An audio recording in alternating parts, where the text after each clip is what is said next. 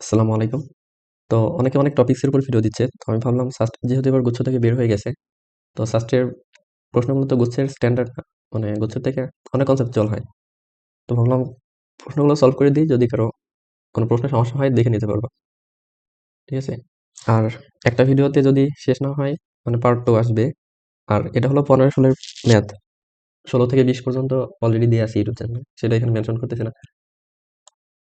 তো শুরু করি। দেখো, আমাদের প্রথম প্রশ্নটা বলছে y সমান একটা সমীকরণ দেয়া আছে, ফাংশন দেয়া আছে, যার লিমিট হলো -1 থেকে 2 এর মান কত? তো দেখো, এই ধরনের কেসের ক্ষেত্রে করবা কি, আগে mod x টা উঠাই নিবা। ঠিক আছে? একটা শর্টকাট আছে যেটা পরে দেখাবো। তো এটা যদি ধরি y সমান মডুলাস x একটা ফাংশন, তো mod x যদি উঠাও তখন কি সামনে একটা প্লাস মাইনাস আসবে, প্লাস মাইনাস x, অর্থাৎ y এর একটা মান পাবা প্লাস x, y এর আরেকটা মান আসবে মাইনাস x। ঠিক আছে? তো y এই গ্রাফটা যদি আঁকি তখন কেমন হবে? y সমান প্লাস x হবে এই মূল বিন্দুগামী সরলরেখা, y সমান x, আর নেগেটিভ x হবে এইদিকে, y সমান মাইনাস x। আর আমাদের x এর লিমিট দেওয়া আছে -1 থেকে 2। তো এটা যদি 0 ধরি, এখানে ধরো 1, -1, আর এখানে 1, 2, 2। ঠিক আছে? তো এটাকে mod x কে অনেক এইভাবে লেখা যায় সমান x যখন x গ্রেটার দেন ইকুয়াল 0, যখন পজিটিভ হবে। ঠিক আছে? x এর ভ্যালুটা 0 থেকে বড় হবে তখন x এর মানটা হবে পজিটিভ। আবার -x যখন x লেস দেন ইকুয়াল 0। ঠিক আছে? তো এখন যে ফাংশনটা দিয়েছিল আমাদের,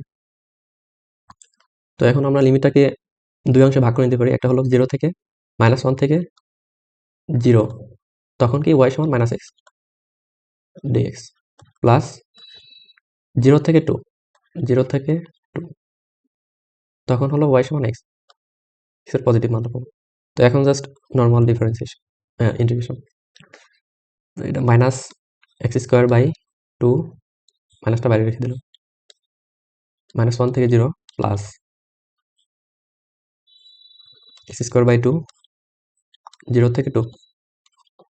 ঠিক আছে? এখন যদি ভ্যালু বসাই, আপার লিমিট বসালে তো 0 হবে, লোয়ার লিমিট বসালে হবে -1, আর সূত্রের মাইনাসে প্লাস হয়ে যাবে, অর্থাৎ 1/2 থাকবে, আর এখানে প্লাস 4/2 অর্থাৎ 2 হবে আর কি। ঠিক আছে? তো এটা যদি ক্যালকুলেশন করা হবে হলো 2, আর এখানে 1, 4, মানে 5। এটা হবে আনসার। তো এই ম্যাথগুলো ক্যালকুলেটর দিয়ে করতে পারবা। আর যদি শর্টকাটে করো তখন, আচ্ছা এখানে দেখাই, ধরো একটা ফাংশন দেওয়া আছে, ইন্টিগ্রেশন -3 থেকে 6 পর্যন্ত, 2x - 6 মানে। তো এটা শর্টকাটে কিভাবে করবা? তো প্রথমে করবো কি, একটা রেখা নিবা, দেন রেখার দুই পাশে লিমিট দুইটা লিখে লিখে ফেলবা, 6, আর বাম পাশে লোয়ার লিমিট আছে -3। ঠিক আছে? এখন যে ফাংশনটা দেওয়া থাকবে এটা সমান 0 ধরে নিবা, 2x সমান -6 সমান 0। তো এখান থেকে x এর মান আসবে কি 3। ঠিক আছে? তো 3 এই মানে রেখার মাঝখানে কোথাও হবে, ধরো এইখানে, এটা হলো 3, এটা হলো 6, 3।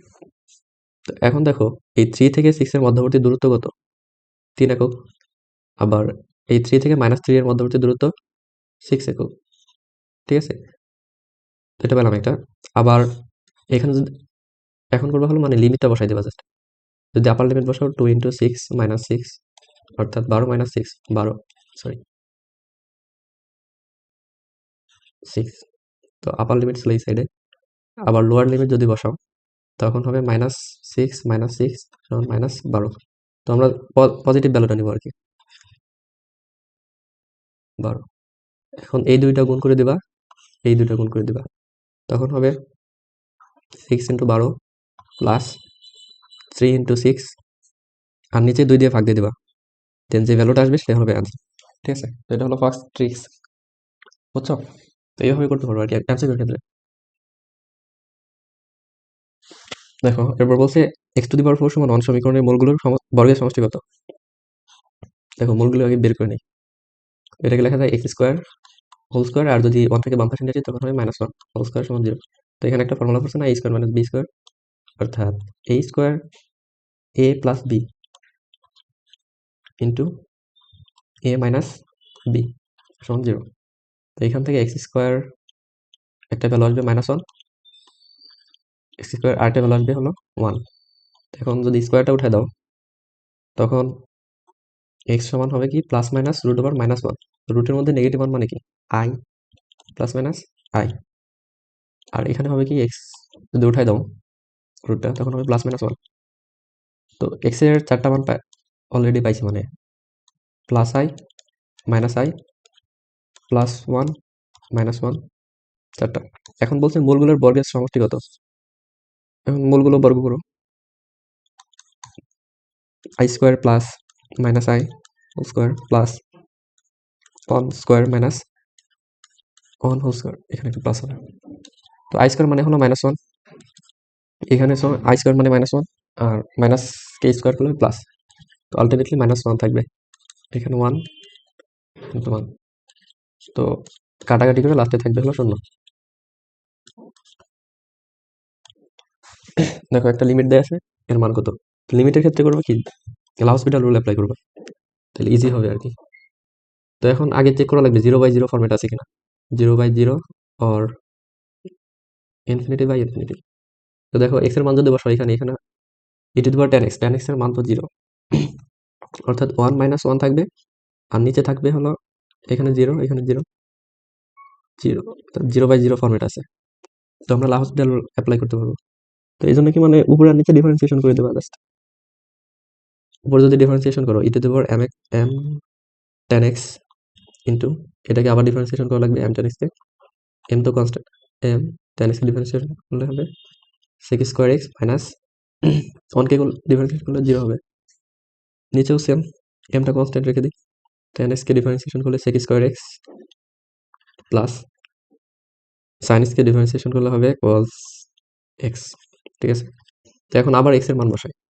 তো এখানে যদি x এর মান বসাও এই পুরোটার মান হবে 1, মানে পুরোটার মান 0 আর e⁻0 মানে 1, 1 ইন্টু এই m কাটা দিয়ে দিই, sec 0 এর মান 1 আর নিচে থাকবে sec 0 এর মান 1 প্লাস cos 0 এর মান 1।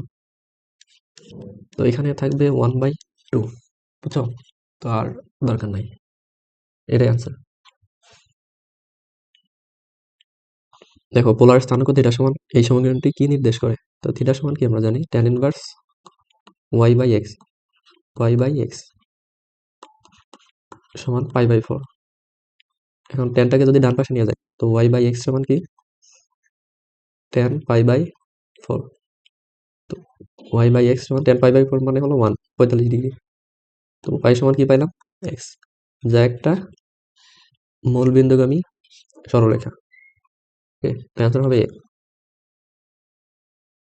তো কোন শর্ত সাপেক্ষে এই বিন্দুটি এই বৃত্তের ভিতরে অবস্থান করবে। আচ্ছা, 3টা শর্ত আছে।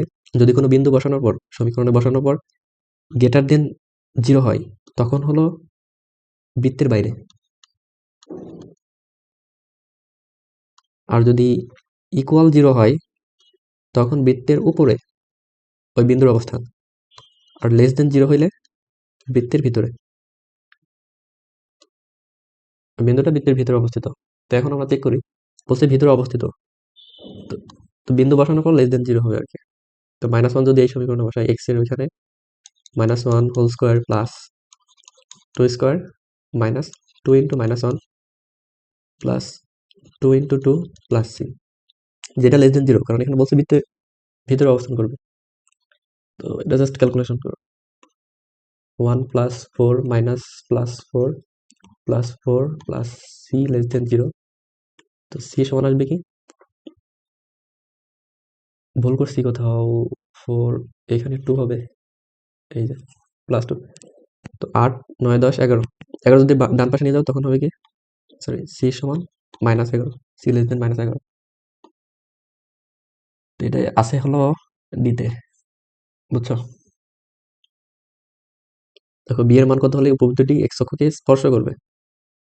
উপবৃত্তের কেন্দ্র দেয়া আছে হলো, কই গেল, 1,2। আচ্ছা যদি উপবৃত্তটা আঁকি, ভালো হয় নাই। তো এখানে 1 আর এখানে 2, এখানে হবে কেন্দ্র। যদি x অক্ষকে স্পর্শ করবে বলছে, x অক্ষকে স্পর্শ করলো, ঠিক আছে। এই স্থানাঙ্কটা হলো 1,2। আমাদের বলছে বি এর মান কত, এই মানটা বের করে লাগবে। তো এটা হলো বৃহৎ অক্ষ আর এটা হলো ক্ষুদ্র অক্ষ। ক্ষুদ্র অক্ষের দৈর্ঘ্য 2b সমান কি জানি, 2b সমান সামথিং। তো এটা যদি 2b হয়, এটা b, এই অংশটুকু b, এই অংশটুকু b। তো এই অংশটুকুর দৈর্ঘ্য আমরা পাইছি না এই স্থানাঙ্ক থেকে, যেটা হলো y অ্যাক্সিস বরাবর 2, ঠিক আছে। তো b সমান আসবে হলো 2। তো আরেকভাবে চিন্তা করতে পারো, যেটা হলো x অক্ষকে স্পর্শ করবে, তো y এর স্থানাঙ্ক হবে 0, y সমান হলো 0। তো y সমান দেওয়া আছে y মাইনাস 2 সমান 0, তো y সমান 2, অতএব b সমান হবে 2, ঠিক আছে। আশা করি বুঝছো। অর্থাৎ x অক্ষকে স্পর্শ করলে যেই স্থানাঙ্কটা হবে এখানে, এটুকুই হবে তোমার b এর মান। ওয়েট,